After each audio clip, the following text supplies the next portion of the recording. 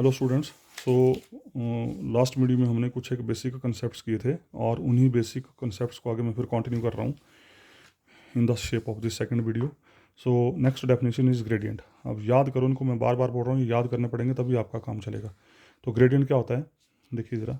Gradient of F, किसी function का gradient कैसे लिखते हैं। Let F of x comma Y comma Z be defined as differentiable at each point X comma Y comma Z. एक function दे रखा है which is function of x Y Z, और ये आपका फंक्शन जो है ये इट इज़ डिफरेंशिएबल। एक्स के साथ भी डिफरेंशिएशन है, वाई के साथ भी है और जेड के साथ भी है, डिफरेंशिएशन दे रहा है।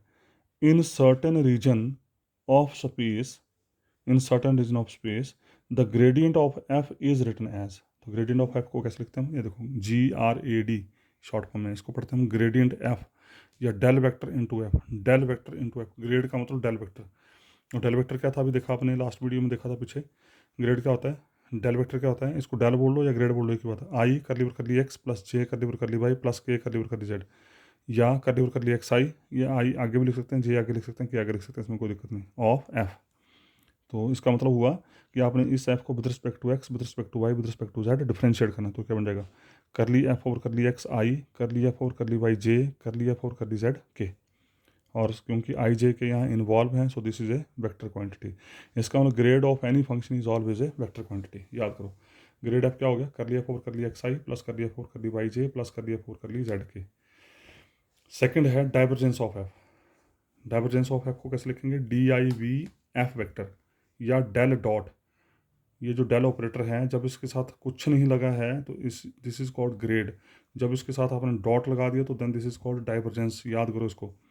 Late F be any given differentiable function या differentiable point vector, then divergence of F is given by. तो डाइवर्जेंस एफ कैसे लिखा है, डेल के साथ डॉट लगाया तो बन जाएगा डाइवर्जेंस। याद करो, डेल के साथ कुछ नहीं है तो ग्रेड, डेल के साथ डॉट लगाया तो उसको बोलते हैं डाइवर्जेंस। तो डेल क्या है, आई करली वर करली एक्स प्लस जे करली वर करली वाई प्लस के curly over curly Z dot से F is equal to, let us suppose F has components F X I, ये पैर में एफ के पैर में एक्स है, F by J F Z K, मतलब ये X component by component Z component. तो जब डॉट प्रोडक्ट लेंगे तो डॉट प्रोडक्ट क्या बताया था मैंने, अभी लास्ट वीडियो में देखा था आपने, आई का डॉट आई के साथ, जे का डॉट जे के साथ, के का डॉट के साथ, क्या बन जाएगा, curly over curly X of F X plus curly over curly Y of F Y plus curly over curly Z of F Z.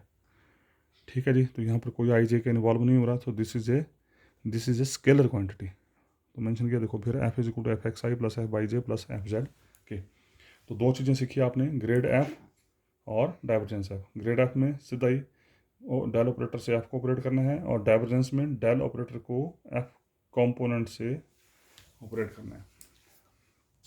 उसके बाद है आपका कर्ल एफ। कर्ल एफ को लिखते हैं हम डेल क्रॉस।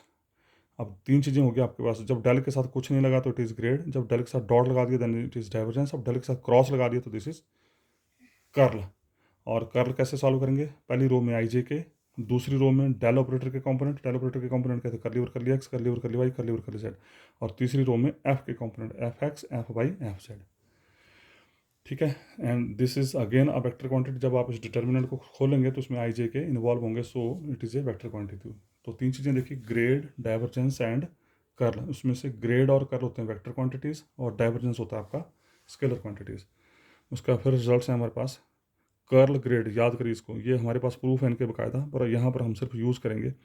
जब अभी कर्ल और ग्रेड इकट्ठा नजर आएगा, always zero, the value of this function is always zero, remind it, याद करिए इसको। उसी तरीके से अगर डाइवर्जेंस और कर्ल इकट्ठे नजर आएंगे तो divergence curl is again zero, याद करो इसको।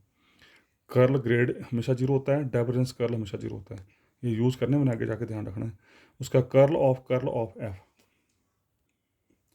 कर्ल ऑफ कर्ल, कर्ल का मतलब डेल क्रॉस, इस कर्ल का मतलब डेल क्रॉस, इसका दो बार डेल क्रॉस आएगा, डेल क्रॉस एफ। देखो ये बन गया vector triple product, this is vector triple product. और वेक्टर ट्रिपल प्रोडक्ट की आइडेंटिटी से यू कैन सॉल्व, ये बन जाएगा grad divergence of f minus del square f. याद करो इसको, ये याद करना सारा ये। उसका डेल स्केयर का मतलब del dot del, del dot del का मतलब ये डेल, और डॉट का मतलब आई का डॉट आई के साथ, जे का डॉट जे के साथ, के का डॉट के साथ। तो क्या बन जाएगा, curly square over curly x square plus curly square over curly y square plus curly square over curly z square. तो डेल वेक्टर स्केयर लिखो या डेल स्केयर लिखो, एक ही बात है। डेल स्केयर फाई का मतलब, curly square over curly x square del square का मतलब याद कर लो, डेल स्क्वायर का मतलब कर्ली स्क्वायर और curly X square, curly square और curly Y square, curly square और कर्ली जेड स्क्वायर। मतलब किसी भी फंक्शन को आपने with respect to X, with respect to Y, with respect to Z 2 बार डिफरेंशिएट करना है। तो डेल स्क्वायर फाई, फाई आ गया, तो ये फाई अंदर आ गया। डेल स्क्वायर फाई का मतलब कर्ली स्क्वायर फाई और curly X square plus curly square phi और curly Y square plus curly square phi और कर्ली जेड स्क्वायर। ठीक है जी। उसके बाद अब इम्पॉर्टेंट पार्ट है यहाँ पे, मैं थोड़ा सा आपको समझा देता हूँ। नोट है आगे, if u is function of x comma Y comma z, if u is function of x comma Y comma z, then D u इसको बोलते हैं differential form of this function. तो डिफरेंशियल फॉर्म ऑफ यू होगी curly you over curly x D x plus curly you over curly Y D Y plus curly you over curly Z D z. इसको याद करना है। If u is function of x Y Z then D you equal to curly you over curly x D x plus curly you over curly Y D Y plus curly you over curly Z D Z. ठीक है जी। मैं आपको थोड़ा सा यहाँ पे explain कर रहा हूँ कि हाउ दिस बिकम्स। सो मैं आपको थोड़ा सा एक्सप्लेन कर रहा हूँ यहाँ पे कि how this differential form we are writing here. देखिए ये बड़ी ज़बरदस्त चीज़ है, इसको ध्यान से देखना ज़रा क्या है। पता तो आपको नहीं होगा ये, पर आपने ध्यान से देखना ज़रा इसको। सबसे पहले होता है फंक्शनल, ये फंक्शनल बोलते हैं हम, जो आप 4th सेमेस्टर में पेपर पढ़ेंगे फंक्शनल एनालिसिस करके वहाँ डिटेल में, तो फिलहाल यहाँ पर रिटेन करें फंक्शनल। फिर होते हैं फंक्शंस, फिर होते हैं वेरिएबल्स, फिर होता है पैरामीटर। ये 4 चीज़ें होती हैं हमारे पास है। पहले फंक्शनल, फिर फंक्शन, फिर वेरिएबल, फिर पैरामीटर। ये जो फंक्शनल होता है इसका डोमेन सेट होता है फंक्शंस का, फंक्शंस का डोमेन सेट फंक्शनल होता है, सॉरी फंक्शनल का डोमेन सेट फंक्शंस होते हैं, फंक्शंस के डोमेन सेट वेरिएबल्स होते हैं, और वेरिएबल्स फर्दर जो है वो टी के ऊपर डिपेंड करते हैं। मतलब एफ के साथ अगर एसोसिएट होगा तो कौन होगा, स्मॉल एफ। स्मॉल एफ के साथ एसोसिएट होगा तो कौन होगा, x Y z and so on. और एक्स वाई जेड जो होते हैं they are basically depends upon further parameter and say parameter is t. और जो सबसे इंपॉर्टेंट पार्ट यहाँ पर ये है वो ये है कि फंक्शनल जो है it depends upon number of functions, function जो है it depends upon number of variables, but variable depends upon single parameter always. आप हमेशा किसी पॉइंट के कोऑर्डिनेट लिखते हैं x comma Y comma z ऐसे, बट ये बेसिकली ऐसा नहीं है। बेसिकली ये ऐसा है p of x t comma y t comma z t. ये हम लिखते नहीं हैं, अलग बात, हम लिखते ऐसे ही हैं, पर बेसिकली इसका जो असली रूप है वो ये है। आप पैरामीटर टी ले सकते हैं, पैरामीटर यू ले सकते हैं, आप वी ले सकते हैं, पर जो पैरामीटर लेंगे वो सब वेरिएबल के लिए सेम लेंगे। मतलब वेरिएबल जो हैं वो सेम पैरामीटर के ऊपर डिपेंड करते हैं। अब देखो ज़रा डिफरेंशियल फॉर्म बनी कैसे। हमने लिया u is function of x by Z. ये बेसिकली एक्स बाई जेड नहीं है, बेसिकली क्या है, u of x of T comma by of T comma Z of T. This is the meaning है बेसिकली। तो जब आपने इसकी डिफरेंशियल फॉर्म लिखी, अब प्रॉब्लम ये आती है कि इसको करने से पहले आपको पहले तो ऑर्डिनरी डिफरेंशियल इक्वेशन और पार्शियल डिफरेंशियल इक्वेशन पता होना चाहिए। ऑर्डिनरी में क्या होता है, ऑर्डिनरी डिफरेंशियल इक्वेशन क्या होती है, ऑर्डिनरी मतलब डी बटा डी एक्स कब अप्लाई करते हैं आप। ऑर्डिनरी में क्या होता है, ऑर्डिनरी डिफरेंशियल इक्वेशन में क्या होता है, एक डिपेंडेंट वेरिएबल, एक डिपेंडेंट वेरिएबल और एक इंडिपेंडेंट वेरिएबल। डिपेंडेंट होता है जिसको डिफरेंशिएट करते हैं, इंडिपेंडेंट होता है जिसके साथ डिफरेंशिएट करते हैं। तो ऑर्डिनरी में क्या होता है, जब आपका फंक्शन सिंगल वेरिएबल के ऊपर डिपेंड करे, मतलब एक डिपेंडेंट वेरिएबल एक इंडिपेंडेंट वेरिएबल, तो उसको बोलते हैं हम तब हम यूज़ करते हैं ऑर्डिनरी डिफरेंशियल इक्वेशन। और जब आपके पास एक डिपेंडेंट वेरिएबल हो और नंबर ऑफ इंडिपेंडेंट वेरिएबल हो, जैसे मान लीजिए मैंने एफ ऑफ एक्स लिया आपका x square plus 2x plus 2। अगर आप ध्यान दें तो ये फंक्शन सिर्फ और सिर्फ एक्स के ऊपर डिपेंड कर रहा है, सिर्फ और सिर्फ एक्स के ऊपर डिपेंड कर रहा है। ठीक है, तो एक फंक्शन एक ही वेरिएबल। और ये F of x comma by comma Z, इसको लिख दिया मैंने x square plus by square plus by Z and so on. तो यहाँ आप ध्यान दें तो यहाँ पर आपका फंक्शन 3 वेरिएबल के ऊपर डिपेंड कर रहा है। जब आपका फंक्शन सिंगल वेरिएबल के ऊपर डिपेंड करे तो वहाँ पर ऑर्डिनरी डिफरेंशियल इक्वेशन चलेगी। जब फंक्शन एक से ज़्यादा वेरिएबल के ऊपर डिपेंड करता है तो चलती है पार्शियल डिफरेंशियल इक्वेशन। तो ऑर्डिनरी के केस में हम क्या बोलते हैं, डेफिनेशन क्या बोलती है, एक डिपेंडेंट और एक इंडिपेंडेंट वेरिएबल। लेकिन पार्शियल के केस में हम बोलते हैं एक डिपेंडेंट फंक्शन और इंडिपेंडेंट वेरिएबल एक से ज़्यादा। इंडिपेंडेंट में जिससे आप डिफरेंशिएट करेंगे। पर जब आप डिफरेंशियल फॉर्म लिखते हैं तो डिफरेंशियल फॉर्म में क्या करते हैं हम, डिफरेंशियल फॉर्म में हम हमेशा फंक्शन को with respect to parameter differentiate करते हैं। ध्यान रखना है, with respect to parameter differentiate करते हैं। जैसे मान लो यहाँ पर पैरामीटर टी है फॉर एग्जांपल, आप यू और ए बी सी डी कुछ भी ले सकते हैं, पर पैरामीटर सेम लेंगे, ध्यान रखना ये वेरिएबल सेम पैरामीटर के ऊपर डिपेंड करते हैं। तो डिफरेंशियल फॉर्म में होता क्या है कि जो आपका पैरामीटर है उसके साथ आप फंक्शन को डिफरेंशिएट करते हैं। पैरामीटर क्या है? टी। इसका मतलब we are differentiating this function with respect to t. तो यहाँ क्या बन जाएगा? डी यू बटा डी टी, ठीक है, इक्वल टू, लेकिन u तो x बाई z का फंक्शन है, इसका इस u की डिफरेंशिएशन x के साथ तथा y के साथ तथा z के साथ होगी, लेकिन हम डिफरेंशिएट कर रहे हैं t से, तो चलेगा चेन रूल, कैसे चलेगा? अब u is function of x y z, u एक से ज़्यादा फंक्शन के ऊपर डिपेंड कर रहा है, तो we will use partial differential. तो क्या बन जाएगा? Curly u over curly x into u की डिफरेंशिएशन चल रही है x के साथ, लेकिन x की डिफरेंशिएशन चलेगी t के साथ, तो कैसे आएगा? dx बटा dt। अगला आएगा करली u बटा करली y इंटू डी वाई बटा डी टी प्लस करली u बटा करली z इंटू डी जेड बटा डी टी। ठीक है जी, मैं फिर रिपीट कर रहा हूँ, ये u जो है it depends upon x by Z, but x by Z further depends upon parameter. तो जब अभी हम डिफरेंशियल फॉर्म लिखते हैं किसी फंक्शन की, तो डिफरेंशियल फॉर्म के लिए हम हमेशा डिफरेंशिएट करते हैं विद रिस्पेक्ट टू पैरामीटर। तो जब मैंने इसको with respect to t differentiate किया, तो इधर आ गया डी यू बटा D t. Now u is function of x y z, तो इसका इस u की differentiation with respect to x, with respect to y, with respect to z होगी, और x वाई जेड की differentiation with respect to t होगी। क्योंकि u एक से ज़्यादा वेरिएबल के ऊपर डिपेंड कर रहा है, तो यहाँ यूज़ करेंगे आप और पार्शियल, करली ओवर करली x, करली ओवर करली y, करली ओवर करली z। लेकिन x बाई जेड सिर्फ और सिर्फ t के ऊपर डिपेंड कर रहे हैं, तो यहाँ चलेगी ऑर्डनरी, x की differentiation with respect to t, y की differentiation with respect to t, z की differentiation with respect to t। जब एक ही वेरिएबल के ऊपर डिपेंड करें तो ऑर्डिनरी डिफरेंशिएशन चलेगी, जब फंक्शन एक से ज़्यादा वेरिएबल के ऊपर डिपेंड करे तो पार्शियल डिफरेंशिएशन चलेगी। ठीक है जी, और जब आप इसको ये this is the basic result basically.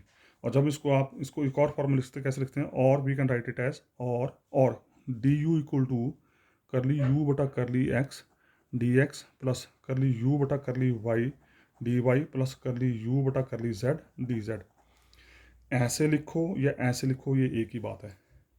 ठीक है जी, डी यू बटा d t equal to curly u और करली एक्स डी एक्स बटा D t plus curly u और करली वाई डी वाई बटा D t plus curly u और curly Z D Z बटा डी टी लिखो, या d you equal to curly u और curly x D x plus curly u और curly Y D Y plus curly u और curly Z D Z लिखो। ये एक ही मतलब। अब ये हमारे दिमाग में क्लियर है कि this is not D U, basically this is D you बटा something D T, this is D x बटा D T, this is D Y बटा D T, this is D Z बटा डी टी। लेकिन हम D T नहीं लिखेंगे, हम जो यूज़ करेंगे हम इसको ऐसे ही लिखेंगे। So this is the way how to write the differential form of any function. This is important here. ठीक है जी, तो आई थिंक आपको समझ आ गया होगा ये। मैं आगे बढ़ रहा हूँ। उसके बाद नेक्स्ट है note number 2। If r vector equal to x I plus y j plus z k, ये आर मैंने ले ली पोजीशन किसी पॉइंट की, किसी पॉइंट की पोजीशन ले ली हमने, तो डी आर वैक्टर क्या बन जाएगा? तो डी आर बन गया, ये देखो फिर डिफरेंशियल फॉर्म आ गई। ठीक है, D X I plus D Y J plus D Z K, basically this is D R बटा D T equal to D x बटा डी टी डी वाई बटा डी टी डी जेड बटा D T, because X Y Z are variables and they depends upon some parameter, say small T small U small A, जो भी लिखेंगे आप यहाँ पे। ठीक है जी, उसका ग्रेड यू। अब ग्रेड यू क्या होगा? ये इस यू का यहाँ पर कोई लेना देना। ग्रेड कैसे डिफाइन किया था? करली ओवर करली एक्स आई plus curly over curly Y जे plus curly over curly Z K, उसके साथ लगाया यू, तो यू को इन तीनों ने डिफरेंशिएट करली यू और करली एक्स आई प्लस करली यू और करली वाई जे प्लस करली यू और करली जेड के, ये बन गया ग्रेड। उसके बाद क्या किया हमने? डी और ग्रेड दोनों का डॉट प्रोडक्ट लिया। जब इन दोनों का डॉट प्रोडक्ट लिया तो डॉट प्रोडक्ट कैसे होता है? आई का आई के साथ, जे का जे के साथ, के का के साथ। यहाँ क्या बन जाएगा? करली यू और curly x D x plus curly u और curly Y D Y plus curly u और करली जेड डी जेड, ये लिखा है यहाँ पे। और ये अभी आपने ऊपर देखा, अभी देखा आपने, करली यू और curly x D x plus curly u और curly Y D Y plus curly u और करली जेड डी जेड किसके बराबर है? डी यू के बराबर है। तो इसको आपने करना है याद। इसका मतलब d r dot grad u is nothing but this is equal to d u. इसको हम यूज़ करेंगे आगे, तो इसको याद कर लेना है। उसके बाद नेक्स्ट एक रिजल्ट है, क्या है? Let a particle of fluid moves at time t to point p dash. एक पार्टिकल है, टी टाइम पीरियड में पी पोजीशन के ऊपर था और चल पड़ा वहाँ से। तो मान लीजिए डी टी टाइम पीरियड के बाद वो पी डैश के ऊपर पहुँच गया, यहाँ से चला यहाँ पहुँच गया। तो डी टी टाइम पीरियड के बाद क्या होगा? एक्स बन जाएगा x plus d x, y बन जाएगा y plus D y, z बन जाएगा z plus D z at a time t plus d t. Let F be a function associated with particle. तो पार्टिकल की position क्या है? X Y z, तो इसका f is function of x Y z and t, time period भी इन्वॉल्व है। The change in function f is d F. ये आगे डिफरेंशियल फॉर्म आप किया फिर। अगर f is function of x Y z t तो डी एफ क्या बन जाएगा, बोलो सोचो अपने आप खुद ज़रा, क्या बन जाएगा, करली एफ बटा curly X into D X, curly F बटा curly Y into D Y, plus curly F बटा curly Z into D Z, plus curly F बटा curly T into D T बटा डी टी कैंसिल हो जाएगा यहाँ पे। तो ये बन गया curly F over curly x D x, plus curly F over curly Y D Y, plus curly F over curly Z D Z, plus curly F over करली टी डी टी। ठीक है, तो टोटल चेंज ये आ गई D F बटा D T, D F लिखो या D F बटा डी टी लिखो, बटा डी टी लगा दिया यहाँ पे और कुछ नहीं किया।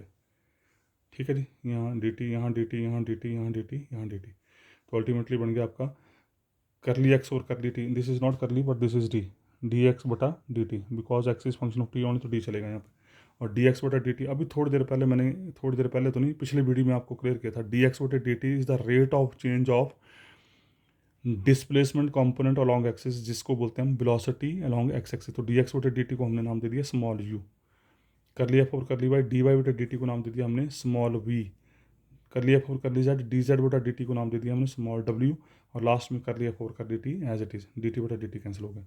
तो स्मॉल यू हुआ component of velocity along X axis, small V हुआ component of velocity along Y axis, small W हुआ component of velocity along Z axis. तो एक्स एक्सिस का कंपोनेंट होता है डी एक्स बटा डी टी, जिसको X dot बोलते हैं, वाई कंपोनेंट वेलोसिटी का डी वाई बटा डी टी, जिसको वाई डॉट बोलते हैं, और डी जेड बटा डी टी जेड डॉट, जिसको बोलते हैं हम जेड कंपोनेंट।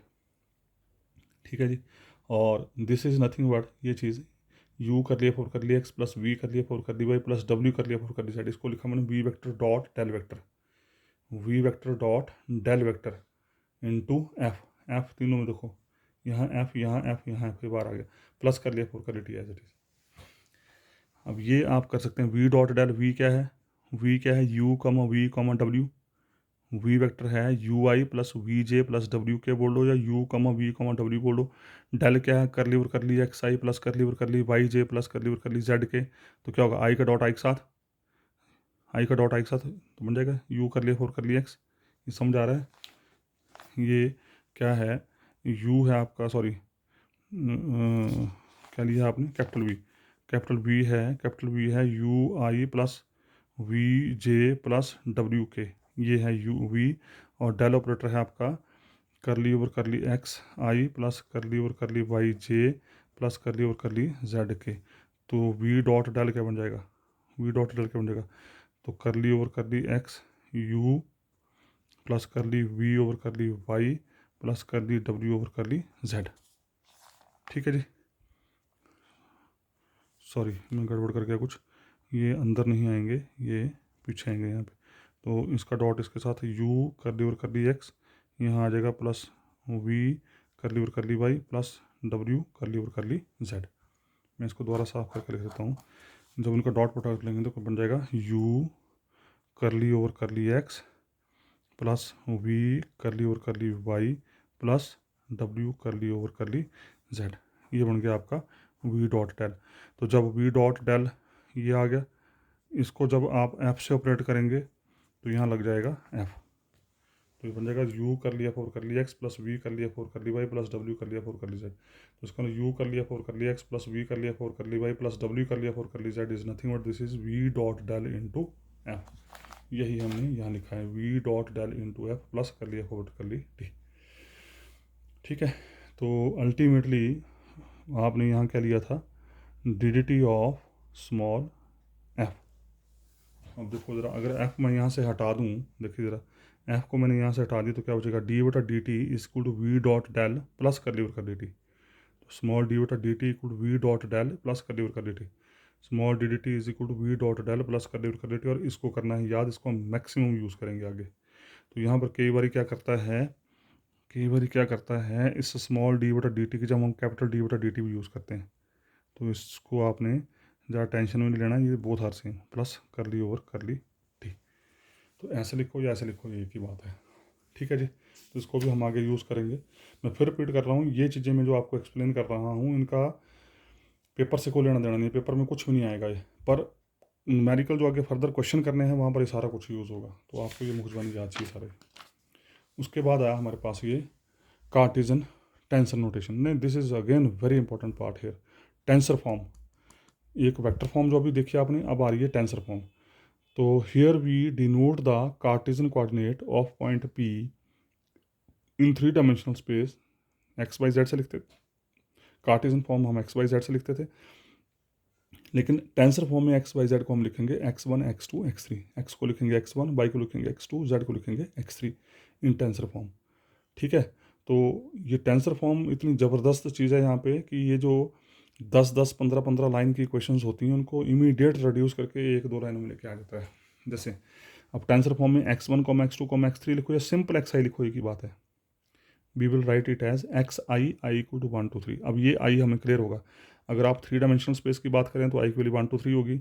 अगर 2 डायमेंशन की बात करें तो i की वैल्यू 1 2 होगी। 4 डायमेंशन की बात करें तो i की वैल्यू 1 2 3 4 होगी, एंड सो। ठीक है जी, तो टेंसर फॉर्म में आप बजाय x, y, z लिखने के हम सिंपल xi लिखेंगे, और ये अब आपके दिमाग में क्लियर होगा कि this xi is nothing but this is x1 x2 x3 according to the dimension of the space. 3 dimensional space है तो उसकी वैल्यू 3 हो जाएगी। उसके बाद अब देखो ज़रा, अब ये चीज़ें याद करनी है आपको।